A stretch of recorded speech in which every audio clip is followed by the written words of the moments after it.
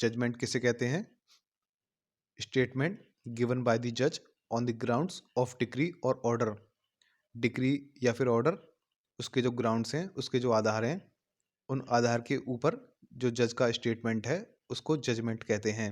Simple words में कहें, जो फाइनल रिजल्ट है सूट का, उस फाइनल रिजल्ट के ऊपर जज की जो इंटेंशन है, जज की जो मंशा है, उसका डिक्लेरेशन, उसको जजमेंट कहते हैं। तो क्या याद रखना है? एक तो रखना है डिक्री के ग्राउंड्स जो हैं, डिक्री ऑर्डर के ग्राउंड्स, उन आधार के ऊपर जो जज का स्टेटमेंट है वह जजमेंट कहलाएगा, या फिर फाइनल रिजल्ट के ऊपर जो जज की इंटेंशन है उसका डिक्लेरेशन, वह जजमेंट कहलाएगा। जजमेंट में क्या क्या होता है?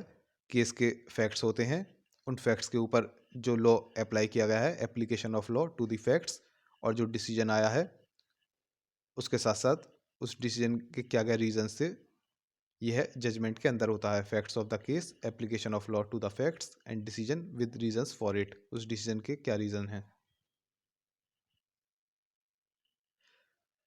Court after the case has been heard shall pronounce the judgement.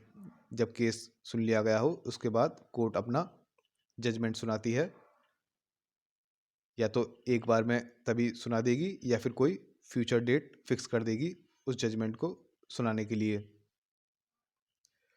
Foreign court कौन सी होती हैं? वह कोर्ट जो इंडिया के बाहर स्थित हों, सिचुएटेड आउटसाइड इंडिया, और जो कि सेंट्रल गवर्नमेंट द्वारा इस्टेब्लिश्ड ना हो या फिर कंटिन्यूड ना हो, वह कोर्ट्स जो कि इंडिया के बाहर सिचुएटेड हो और सेंट्रल गवर्नमेंट द्वारा इस्टेब्लिश्ड ना हो या फिर कंटिन्यूड ना हो, ऐसी कोर्ट्स फॉरेन कोर्ट्स कहलाएंगी। और इन कोर्ट्स के द्वारा दिया गया जजमेंट जो है वह फॉरेन जजमेंट कहलाता है। इन फॉरेन कोर्ट्स का जजमेंट फॉरेन जजमेंट कहलाता है। A judgment of the foreign court is known as foreign judgment. Foreign courts हो गई जो इंडिया के आउटसाइड सिचुएटेड हैं, सेंट्रल गवर्नमेंट द्वारा इस्टेब्लिश ना हो, कंटिन्यूड ना हो, और फॉरेन जजमेंट हो गया इन फॉरेन कोर्ट्स द्वारा दिया गया जजमेंट। अब देखते हैं लीगल रिप्रेजेंटेटिव। वह व्यक्ति जो कि लॉ में, कानून में किसी डिसीज्ड पर्सन के एस्टेट को रिप्रेजेंट करता हो। एस्टेट कहते हैं कोई भी व्यक्ति जो कि डेड हो, किसी व्यक्ति की जब मौत हो, उसकी जो संपत्ति होती है, जो भी प्रॉपर्टी हो, मनी हो, उसको एस्टेट कहते हैं। मरने वाले व्यक्ति की प्रॉपर्टी, संपत्ति, उसको एस्टेट कहते हैं। जो तो कानून के अंदर जो व्यक्ति, ऐसे डिसीज्ड व्यक्ति, मृत व्यक्ति के एस्टेट को, प्रॉपर्टी वगैरह को रिप्रेजेंट करता हो, उसे लीगल रिप्रेजेंटेटिव कहेंगे। इसके अंदर वह लोग भी इंक्लूड किए जाते हैं जो कि इंटरमेडल करते हैं उस एस्टेट के साथ। इंटरमेडल का मतलब हुआ, जैसे एक तो हुआ आपका, ये कोई मकान है, इस मकान का कोई मालिक है ए, उसका एक बेटा है बी, और इस मकान में एक किराएदार रहता है सी। तो बेटा तो इनहेरिट करेगा, यह तो इसका वारिस होगा, और सी जो है, किराएदार जो है, वह इंटरमेडल करेगा। उसका उसका एक तरह से टाइटल भी होगा as a tenant, as a किराएदार। तो यह आपका होगा इंटरमेडल करने वाला। बी जो होगा वह उसका उत्तराधिकारी होगा, वारिस होगा। तो सी भी एक तरह से लीगल रिप्रेजेंटेटिव में आता है। In simple words, a person who legally represents another, a person who acts in the place of another and represents their interests, a person who is in charge of another's legal affairs। Example जैसे administrators हुए, executors हुए, residuary लिगेटीज हुए। तो आपको क्या याद रखना है? वह व्यक्ति जो कानून के अंतर्गत किसी डिसीज पर्सन के एस्टेट को रिप्रेजेंट करता हो, केवल इतना ही याद रखना है। मैसने प्रॉफिट, यह क्या होता है? वह प्रॉफिट जो कि किसी व्यक्ति ने किसी प्रॉपर्टी को गलत तरीके से कब्जा करके अर्जित किया हो, वह प्रॉफिट मैसने प्रॉफिट कहलाएगा। Profit which the person in wrongful possession of the property actually received or might have received with ordinary diligence or have received together with interest on such profits। Example के तौर पे देखते हैं, मान लो आपका कोई घर है, उस घर पे किसी व्यक्ति ने कब्जा कर लिया हो और कब्जा करके उसको किराए पे उठा दिया हो, और जो किराया मिल रहा है वह उस व्यक्ति को मिल रहा है, तो इस व्यक्ति ने गलत तरीके से तो कब्जा किया, और उस कब्जे के बाद जो घर से जो प्रॉफिट हो रहा है, रेंट आ रहा है, किराया आ रहा है, वह उसको भी ले रहा है। इसको मैस ने प्रॉफिट कहेंगे।